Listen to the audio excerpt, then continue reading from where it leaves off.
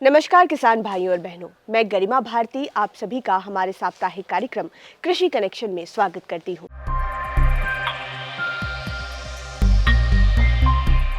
इस सप्ताह के कार्यक्रम में हम बात करने जा रहे हैं बकरी पालन के बारे में। जी हाँ, अगर आप भी बकरी पालन करना चाहते हैं, बकरी पालन के इच्छुक हैं और उसे अपना व्यवसाय बनाना चाहते हैं, तो ये वीडियो आपके लिए है। इस वीडियो में हम आपको बकरी पालन की हर एक जानकारी विस्तार में देने वाले हैं, जैसे कि आपको बकरी पालन की शुरुआत कैसे करनी चाहिए, अगर आप बकरियां रखते हैं तो उनके स्वास्थ्य का कैसे ख्याल रखें, उनके खाने का कैसे ख्याल रखें, और आप जब उनको बाज़ारों में लेकर जाएं तो आपको कैसे बेहतर से बेहतर मुनाफा मिल सके, इसके लिए हम आपको विस्तृत जानकारी देने वाले हैं।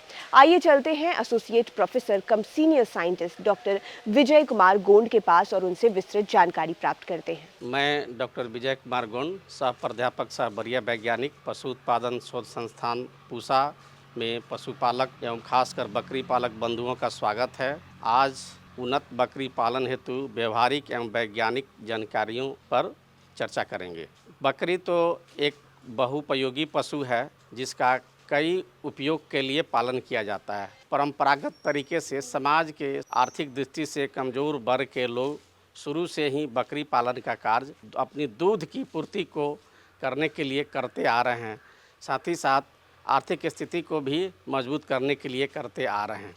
लेकिन आज इस व्यवसाय को नवयुवक नवयुवतियाँ, महिलाएं सभी बेरोजगार निसंकोच रूप से परंपरागत तरीकों को छोड़कर वैज्ञानिक तरीका अपना कर के व्यवसाय शुरू कर रहे हैं, जिससे महीनों में हजारों और लाखों की आमदनी की प्राप्ति हो रही है। यह बताना चाहते हैं कि बकरी पालन का स्थान विश्व में प्रथम है जनसंख्या के दृष्टिकोण से, और बिहार का स्थान चौथे नंबर पे है।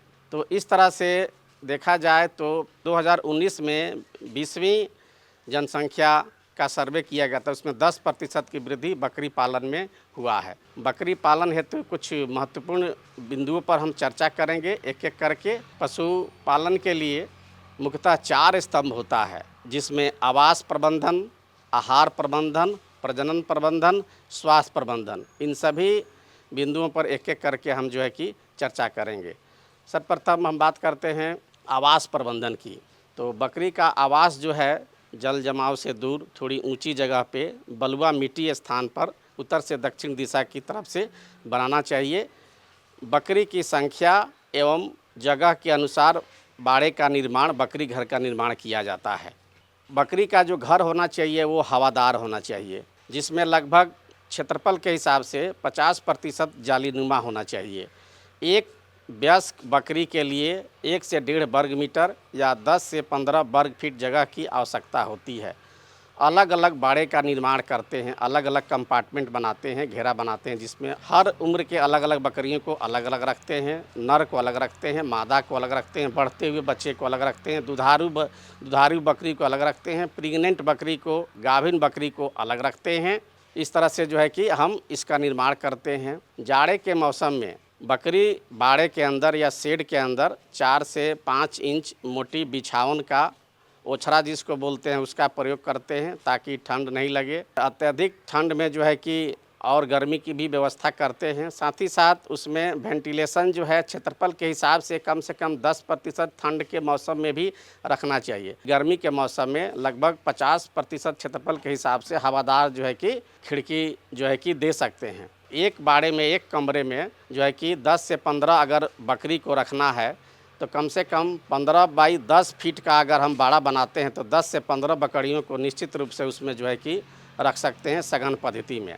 जितना बाड़ा हमारा बाड़ा होगा उतना ही उसके दुगुनी जगह खुली उस बाड़े के आगे रखनी चाहिए, ताकि बकरी अपने स्वेच्छानुसार चल फिर कर सके और घूम सके, जिससे उसका स्वास्थ्य अच्छा रहे। सिर्फ घर के अंदर ही बकरियों को नहीं रखना चाहिए। इस प्रकार से हम बकरा घर का भी निर्माण करते हैं। जो वयस्क बकरा होता है, ब्रीडिंग के लिए बकरा होता है, उसके लिए अलग घर बनाते हैं। जो छोटे बकरे होते हैं उनके लिए अलग घर बनाते हैं। इस तरह से वयस्क बकरी, गाभिन बकरी एवं बकरे एवं बच्चे हेतु अलग अलग बाड़े का निर्माण किया जाता है। अब बात करते हैं आहार प्रबंधन की।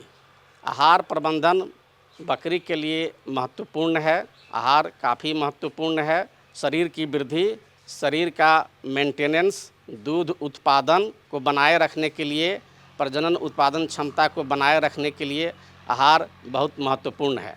आहार की पूर्ति नहीं होने पर आनुवांशिक क्षमता के अनुसार उसका उत्पादन नहीं होता है। इसलिए आनुवांशिक क्षमता के अनुसार उसके राशन खाना जिसे कहते हैं देना चाहिए।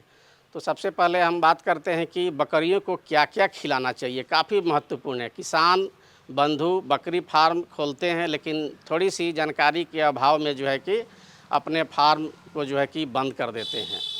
जितना खर्च फार्म में होता है, टोटल खर्च का 60 से 70% सिर्फ उसके आहार पर होता है। तो बकरियों को आहार के रूप में हम सूखा चारा, हरा चारा, दाना मिश्रण, विटामिन एवं मिनरल्स का मिक्सचर एंड पानी समय पर देते हैं।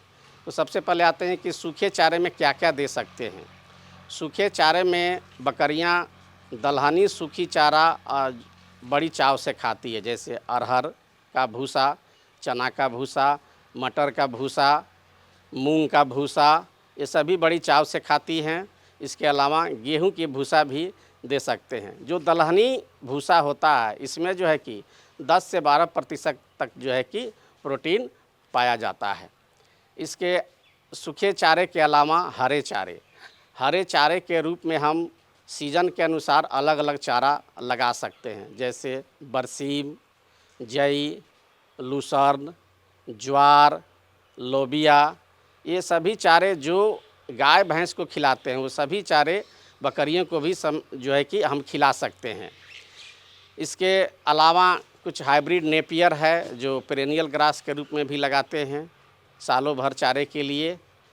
हरा चारा हो गया। इसके अलावा आते हैं दाना मिश्रण। दाना मिश्रण प्रोटीन युक्त बनाना चाहिए, जैसे मक्का, जौ, गेहूँ, दालचीनी, इस तरह से जो है कि खली, ये सब मिश्रण करके जो है कि दाने का निर्माण किया जा सकता है। इसके अलावा सह उत्पाद जैसे हैं गेहूं का चोकर, राइस पॉलिश, ये सब भी जो है कि मिला करके दाना जो है कि हम बना सकते हैं घर पर पे। बकरियों को खिलाने के लिए दाना बाज़ार से ख़रीदने की ज़रूरत नहीं है। जो घर पर उपलब्ध दाना है उससे हम इसको बना सकते हैं। सबसे पहले अब इसमें किसका कितना प्रतिशत होना चाहिए। जो महंगा है वो 10 से 15%, जो सस्ता है वो 20 से 30% तक इसका मिश्रण करके जो है कि ये बना सकते हैं। इसमें 1% तक नमक और 1% तक खनिज मिश्रण जो है कि मिलाना चाहिए। वयस्क बकरियों की हम बात करते हैं तो दूध उत्पादन के लिए जो भी चारा हम देते हैं, तो 2 तरह का राशन उसकी ज़रूरत होती है। एक शरीर के मेंटेनेंस के लिए और दूसरा दूध के उत्पादन के लिए। तो हम अगर ड्राई मैटर शुष्क पदार्थ के आधार पर इसकी हम गणना करते हैं तो 2 से 3% बॉडी वेट के हिसाब से ड्राई मैटर या शुष्क पदार्थ की आवश्यकता होती है मेंटेनेंस के लिए, एवं 500 से 600 ग्राम ड्राई मैटर की आवश्यकता होती है दूध उत्पादन के लिए। तो कुल मिलाकर के अगर एक ब्लैक बंगाल की बकरी है जिसका वज़न 20 से 25 किलोग्राम है, तो लगभग 1 किलोग्राम ड्राई मैटर शुष्क पदार्थ की आवश्यकता है। जितना भी भोजन हम खिलाते हैं 24 घंटे में वयस्क बकरी को, उसके अंतर्गत 1 से 1.25 किलोग्राम शुष्क पदार्थ होना चाहिए। अनुमानित तौर पे हम गणना करते हैं कैसे पशुपालक इसको खिला सकते हैं। आजकल पशुपालक जो है डेयरी फार्म की तरह व्यावसायिक बकरी पालन करना चाहते हैं, जिसमें समुचित व्यवस्था बकरी पालन की बकरी शेड पर ही करना चाहते हैं। जैसे गाय को सुबह शाम खिलाना पिलाना, दूध दुहना, उसी तरह से बकरी का भी पालन करना चाहते हैं। चारागाह की कमी हो गई है, बाहर ले जा कर के चराना नहीं चाहते हैं, और किसान बंधु जो है यहीं पर जो है कि समझ नहीं पाते हैं कि किस तरह से रख रखाव करना चाहिए। बकरी थोड़ा चरना चाहती है, लेकिन सघन पद्धति में जो शेड के अंदर रख करके पालन करना चाहते हैं। तो सबसे पहले आवास व्यवस्था उचित होनी चाहिए। बाड़े के अंदर से दुगुना जगह बाहर में होना चाहिए, ताकि बकरी स्वेच्छानुसार घूम सके फिर सके, जिससे उसका स्वास्थ्य बना रहे। इसके अलावा जो है कि एक वयस्क बकरी जो दूध दे रही है प्रतिदिन 20 से 25 किलोग्राम उसका वजन है, तो लगभग सूखे चारे के रूप में 500 ग्राम सूखा चारा हम दे सकते हैं, और 500 ग्राम तक उसको दाना मिश्रण हम दे सकते हैं अधिकतम, और हरा चारा जो है 1.5 किलोग्राम तक जो है कि उसको दे सकते हैं। इसके अलावा उसको नमक जो है कि 5 से 10 ग्राम नमक प्रति वयस्क बकरी हम दे सकते हैं, और मिनरल मिक्सचर की पाउडर 5 से 10 ग्राम प्रति वयस्क बकरी हम दे सकते हैं। और पानी की जब हम बात करते हैं तो पानी स्वच्छ और ताज़ा जो है एनी टाइम अवेलेबल होना चाहिए। बकरियां चरती है, घूमती है, फिरती है, और जो है कि स्वेच्छानुसार ताज़ा स्वच्छ पानी पीती है। ऐसे 1 से 1.5 लीटर पानी प्रति वयस्क बकरी जो है कि एक ब्लैक बंगाल नस्ल की बकरियां जो है कि पीती है। इसके अलावा आते हैं हम प्रजनन प्रबंधन पे। तो प्रजनन प्रबंधन भी बकरियों में एक महत्वपूर्ण है। बकरियां साल में 2 बार गर्मी में आती हैं, अप्रैल से लेकर के जून तक और सितंबर से लेकर के नवंबर तक। इस महीने में बकरियां गर्मी में आती है। बकरियों का जो गर्मी काल होता है वो 12 घंटा से लेकर के 40 घंटे तक होता है। इस तरह से कहा जाता है कि 1 से 2 दिन तक होता है। तो बकरियों को जब पाल खिलाना होता है तो पाल खिलाने के लिए 12 घंटे बाद ही पाल खिलाना उचित होता है, तब जाकर के गर्भधारण जो है कि सुनिश्चित होता है। अगर बकरी शाम में गर्म हुई है तो उसको सुबह में पाल खिलाएंगे, अगर सुबह में गर्म हुई है तो शाम में पाल खिलाएंगे। कम से कम 12 घंटा का गैप करना है। अगर पाल नहीं रखती है तो पुनः 21 दिन पर बकरियां फिर गर्म हो जाती है, तो फिर जो है कि 21 दिन पर जो है कि पाल खिलाने का उचित समय देखते हैं कि कब होता है, और 12 घंटा के बाद ही पाल खिलाना जो है कि पॉजिटिव होता है। बकरियां जो है 9 महीने के बाद जो है कि गर्मी में आती हैं। एक वयस्क जो प्यूबर्टी ग्रोइंग स्टेज की बकरी है वो 9 महीने के बाद जो है कि उसका चक्र शुरू होता है। गर्मी में जब आती है तो उसका पूँछ हिलाना, योनि से स्राव होना, एक दूसरे पर चढ़ना, ये आम बात है। इसके अलावा खाना कम खाना, जो है कि बेचैन रहना, यह जो है कि इसके लक्षण हैं।